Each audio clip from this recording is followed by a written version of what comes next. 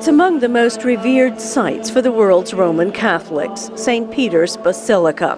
For many, this was a unique opportunity to celebrate the beginning of Holy Week alongside the church hierarchy, including the Pope.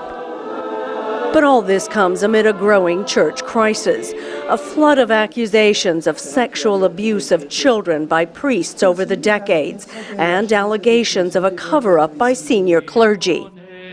And it's reached the very top with questions about Pope Benedict's handling of sex abuse cases when he was still Cardinal Joseph Ratzinger, Archbishop of Munich, and then later as head of the Vatican's main doctrine office.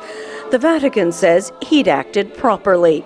But it's time for full transparency, says Robert Mickens, Vatican correspondent for the Catholic weekly The Tablet. We've heard victims ask for the publishing or the release of all the records that they have in their files, because not all of them have been made available to civil authorities. The Pope made no direct mention of the growing scandal during his sermon, but in what is seen by some as a thinly veiled reference, he spoke of man sometimes sinking into the swamp of sin and dishonesty, and he warned against being intimidated by petty gossip. Many here said the scandal could hurt the church, but were reluctant to be openly critical. I think people also make decisions about their faith and in some cases separate the church and the actions of the human members of the church from their faith. There are so many priests. We should not magnify the situation and judge all by the actions of a few. That doesn't represent the church.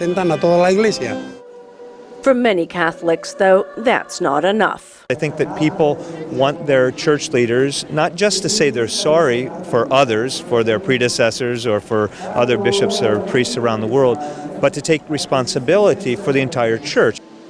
Mickens says many want Pope Benedict to also take responsibility. Sonja Pace, VOA News, St. Peter's Square, Rome.